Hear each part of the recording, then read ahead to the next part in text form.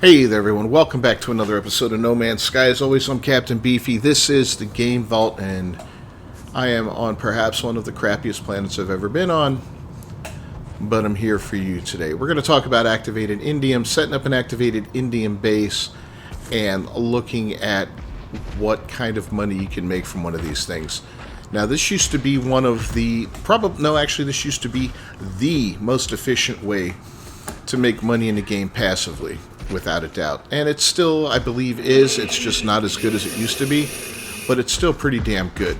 So one of these bases is worthwhile because you can make millions and millions of units, just while you're doing other stuff. Just come visit this base once every play session or so, depending on how you set it up.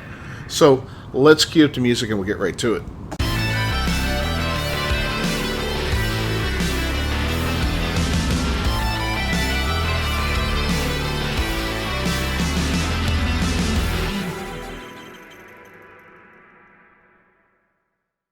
Alright, so first off, I have got it set up to where I am just under 400 away from an electromagnetic hotspot. And where is it? Over here. Just over 400 away from an activated indium deposit. Now, those are both C-class, so neither of them are great, but, it is what it is. You could look for better spots depending on how often you play. The higher quality spot, the more you'll get, and the faster you'll get it, as far as the indium goes, and the more power you'll generate.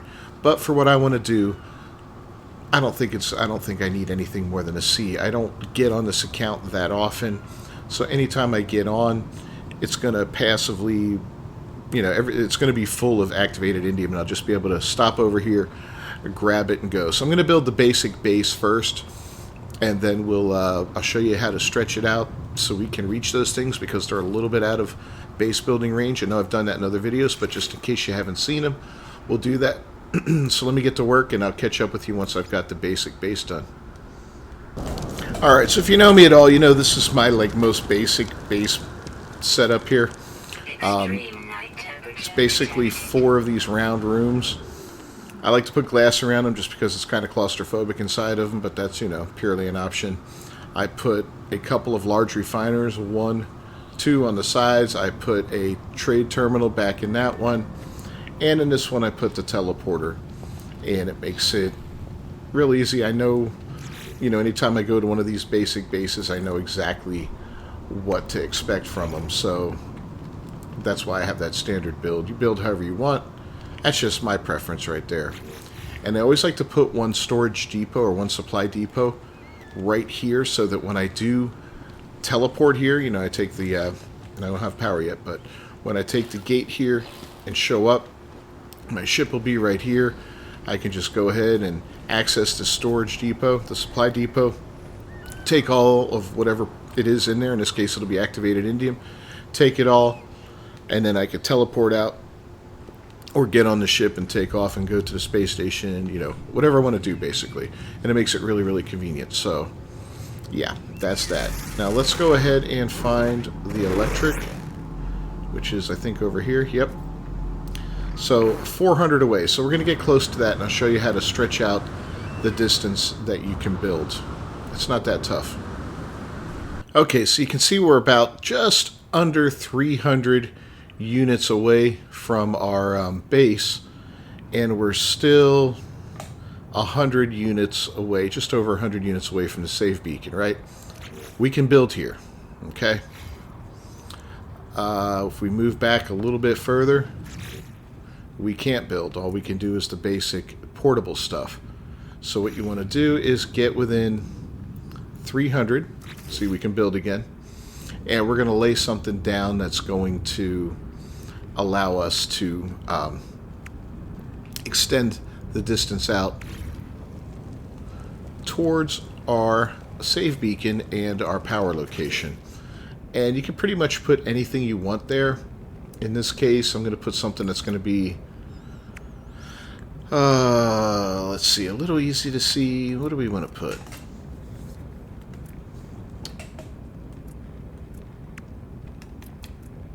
You know what? We're going to slap one of... Nah. We'll go with the basic. Screw it. A floor. Okay. So we can go into build mode, and we can stretch this out as far as you can. Until it turns red and says you cannot build there. And as you can see, we can... I think we got it out to the save beacon, right? Yeah, that's kind of awesome. Alright. So we'll head down to that save beacon now. I think we got it pretty close.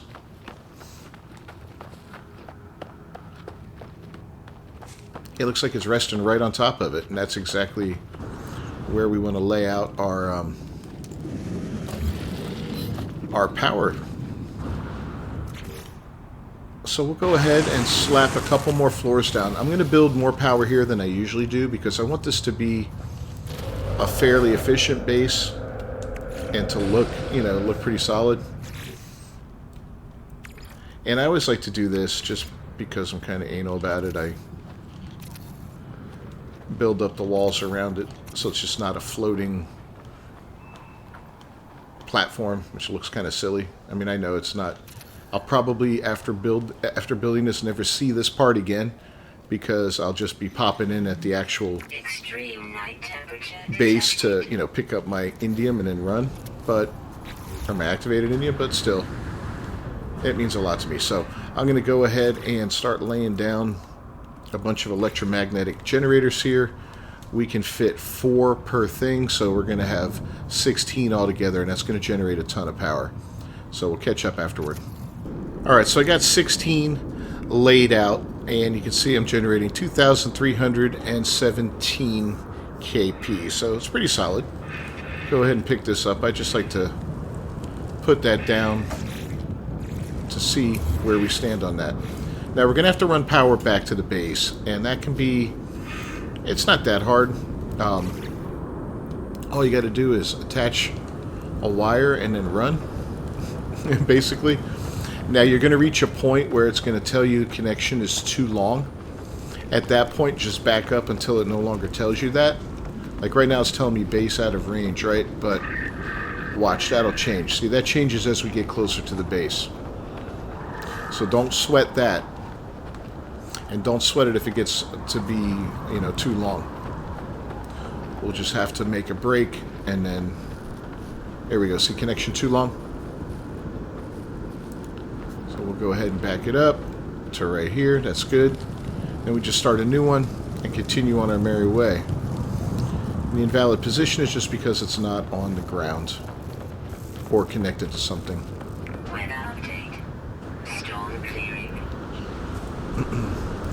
I do recommend choosing a much less crappy planet than this one. But that's just me.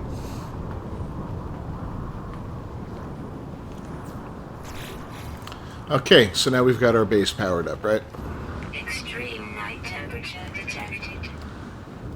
No issues as of yet. And I always like to slap one battery down. That way I can kind of monitor things and see what's going on. Now, as you can see, we're using 64 out of that 2317. Just powering the base. Now we're going to have to go over and take care of this save beacon. And that's where our indium is located, our activated indium. So I'll meet you over there. Alright, and once again, we've reached the edge of where we can build. So we're going to go ahead and slap down. We can't reach it this time, so we're going to have to do this in 2 steps, but that's fine. We just slap that piece up there, and that's basically going to extend things out another 100 units. Which we don't even need to go that far, because here we go. This is where our activated indium is. And as you can see, we have full building rights here. So, we're going to go ahead set down our first little floor panel, and then we're going to start getting our indium going. So I'll see you when this is all built up. Alright, so we built 24 of these things here because I want this to produce a lot, right? And when you're doing this many and you're doing them this densely packed together, I recommend doing a row of them and then connecting the wires and the piping, and just kind of going through doing that row by row. That way you don't have a nightmare later on trying to make sure they're all connected. Weather warning. So that could be crazy. This, I checked it. It's got the capacity to hold 6,000. I've got the wiring all done, so they will all receive power when I get the power over here. Now it's just a matter of making the storage, and I'm going to do a lot more storage than I usually do. So we'll take a look at it when I got the storage done, and then we'll move on. Alright, so we're back here at the main base. I went ahead and put down a bunch of supply depots, got everything connected together. We're running... Yeah, we can almost double our production. What did we have? 24 of those things, I think, right? So, yeah, we could actually put in a few more if we wanted to up our production. Our storage is up to 25,000, so that's going to be 2.5 stacks. I'll probably add 5 more of those just to make it an even 3 stacks that we'll get. And the value of activated indium, like I said, it used to be a lot higher. This used to be a way to make, God, just billions of dollars fairly quickly. But, you know, it's kind of lost some value after, I think it was the Waypoint update.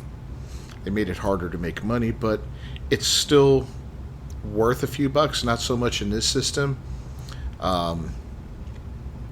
You know, almost, what is it per... Whoops. What do we do? There it is. So each one's worth 4,455 units.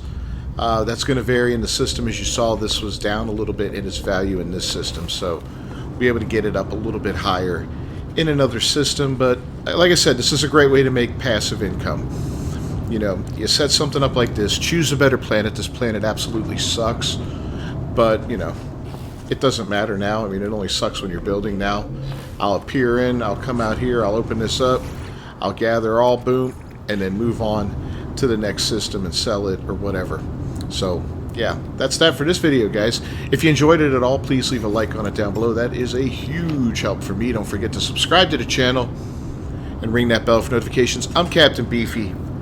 This is the Game Vault. Thanks for watching today. I'll see you next time. Until then, peace.